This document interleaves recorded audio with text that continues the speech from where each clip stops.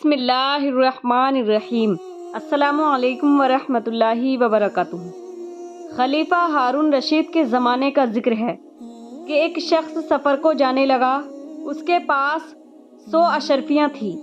اس نے خیال کیا کہ ان کا سفر میں ساتھ خطرے سے خالی نہیں ہے، اس لیے ان کو اپنے ایک دوست حسن علی سوداگر کے پاس امانت رکھ دوں۔ جب سفر سے واپس آؤں گا تو لے لوں گا، وہ معتبر آدمی ہے۔ ابن علی حسن علی سوداگر کے پاس آیا اور اپنا عزم سفر بیان کیا اور کہا کہ میرے بھائی، یہ گھڑا زیتون کا بطور امانت رکھ لو۔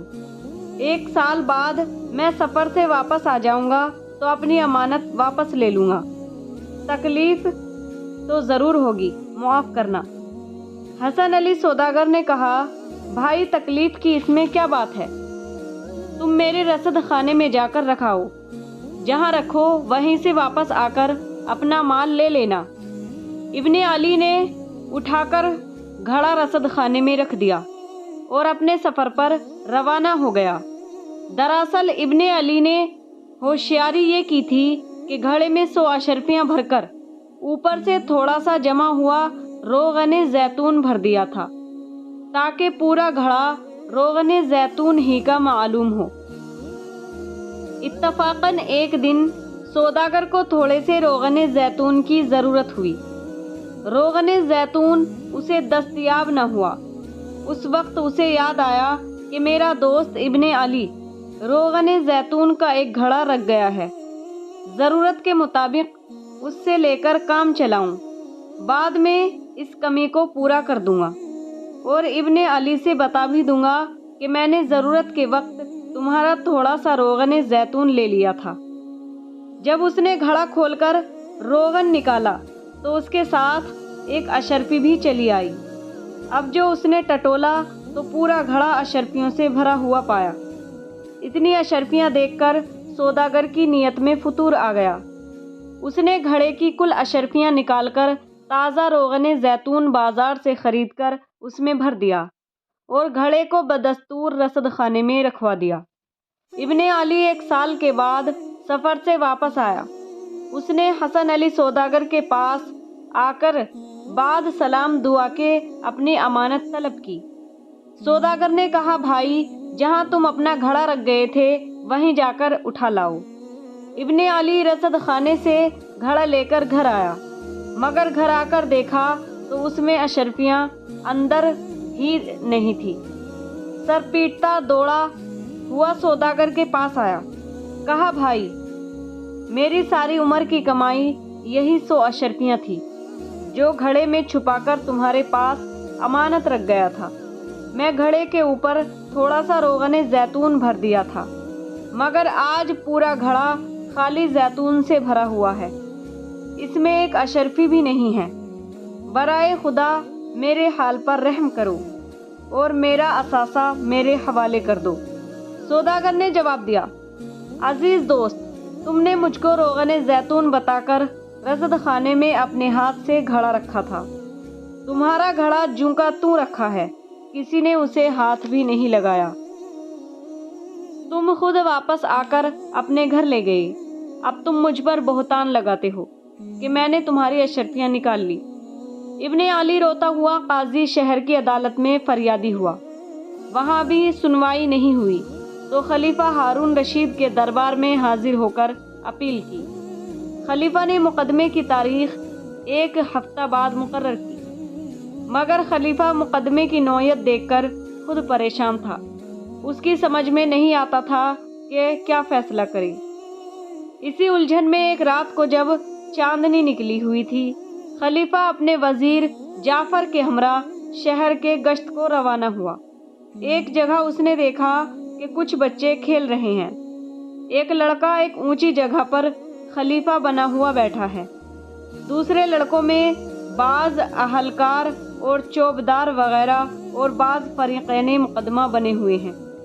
جو لڑکا خلیفہ کی نقل کر رہا تھا وہ سنجیدگی سے فریقین کے بیانات اور شہادتیں سنتا، پھر منصفانہ فیصلے صادر کرتا تھا۔ خلیفہ کو اس کھیل سے اتنی دلچسپی ہوئی کہ وہ ایک درخت کی آڑ میں کھڑے ہو کر پوری توجہ سے کھیل دیکھتا رہا۔ ان دنوں ہر جگہ شہر میں حسن علی سوداگر کے مقدمے کا چرچا تھا۔ رفتہ رفتہ بچوں کی اس عدالت میں بھی حسن علی کا مقدمہ پیش ہوا۔ اب خلیفہ کی دلچسپی اور بڑھی اور اس نے کارروائی کو زیادہ توجہ سے سننا شروع کیا۔ درباری چوبدار نے ابن علی مدعی اور حسن علی سوداگر مدعا کی حاضری کی صدا لگائی۔ جب دونوں فریق حاضر عدالت ہوئے تو نقلی خلیفہ نے مدعی سے پوچھا کہ تمہارا دعویٰ کیا ہے، بیان کرو۔ مدعی نے عرض کی، اے امیر المومنین، 1 سال ہوا سفر کو جاتے وقت میں نے 100 اشرفیاں جو میری زندگی بھر کی کمائی تھی اپنے اس دوست حسن علی کے سوداگر کے پاس امانت رکھی تھی۔ ان اشرفیوں کو میں نے ایک گھڑے میں رکھ کر اوپر سے روغن زیتون بھر دیا تھا اور اسے روغن زیتون کا گھڑا ظاہر کر کے سوداگر کے سپرد کر دیا تھا۔ واپس آ کر جب میں نے یہ امانت حاصل کی تو گھڑے سے اشرفیاں غائب تھیں اور وہ پورا روغن زیتون سے بھرا ہوا تھا۔ سوداگر ان اشرفیوں کو نکالنے سے انکار کرتا ہے۔ خلیفہ نے حسن علی سوداگر سے دریافت کیا، مدعی کے اس بیان کے بارے میں تمہارا جواب کیا ہے؟ حسن علی بولا، امیر المومنین، مدعی جھوٹ کہتا ہے۔